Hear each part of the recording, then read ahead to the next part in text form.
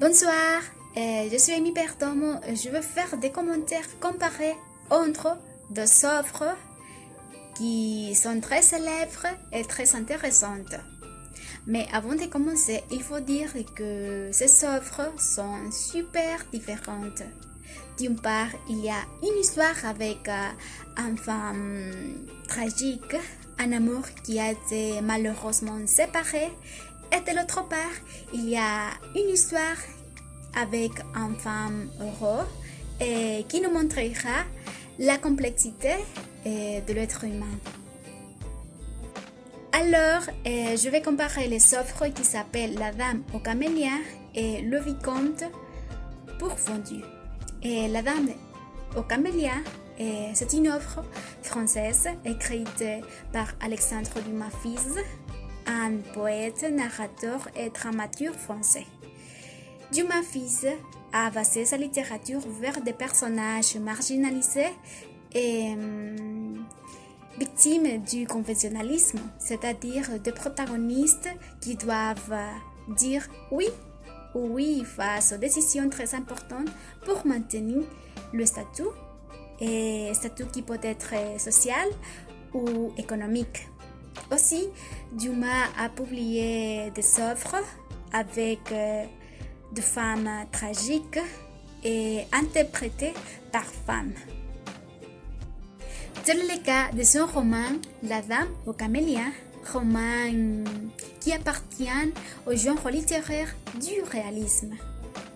Ce roman a été publié pour la première fois en 1848, œuvre qui a été immédiatement adaptée comme pièce de théâtre.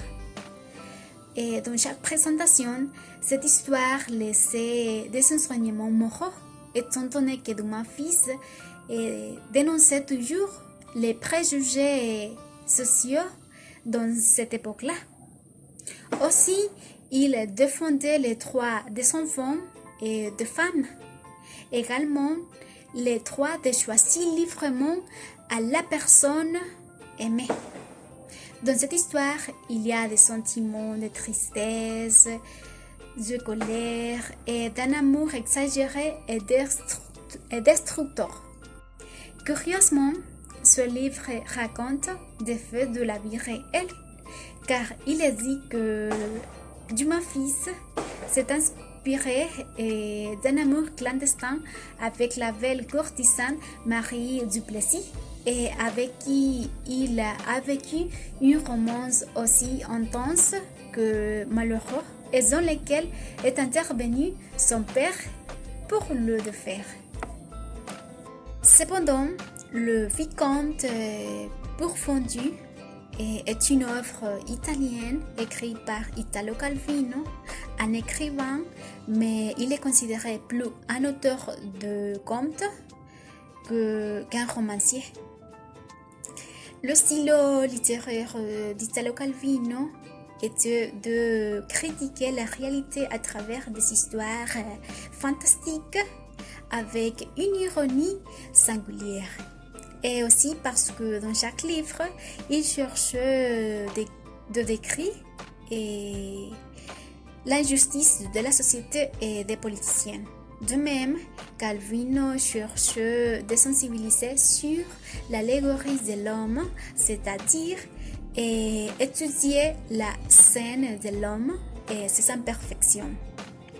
Il faut dire que ces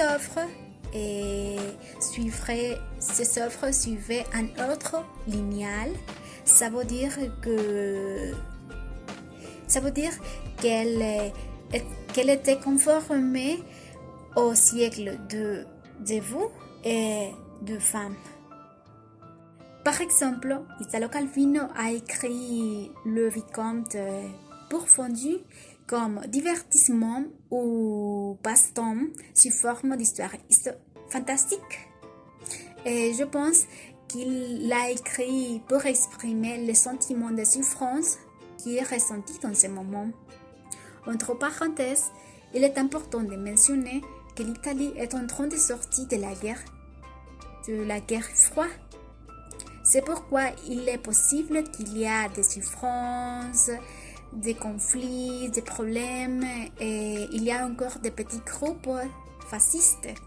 Et c'est pourquoi je pense qu'il a écrit pour exprimer ses sentiments de souffrance et aussi pour exprimer l'envie de sortir de lui-même. Et puisque le livre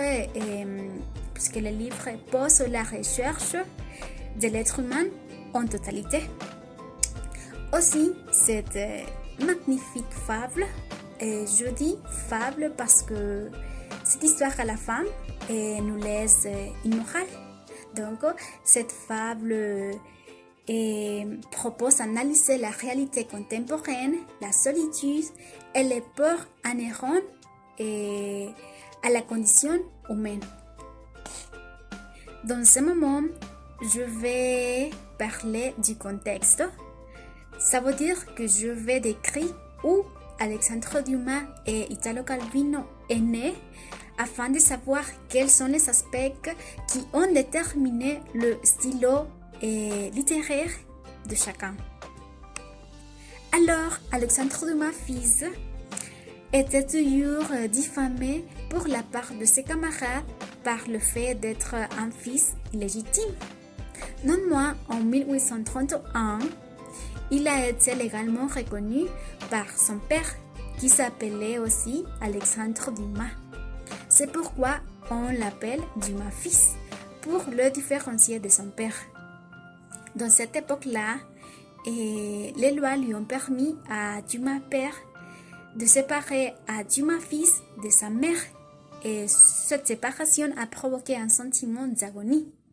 Donc, toutes ces expériences ont déterminé les pensées, les comportements et les écrits d'Alexandre Dumas fils. Tandis qu'Italo Calvino a été élevé dans une famille d'idéologie socialiste qui dispose leur fils de la rigueur d'une éducation religieuse.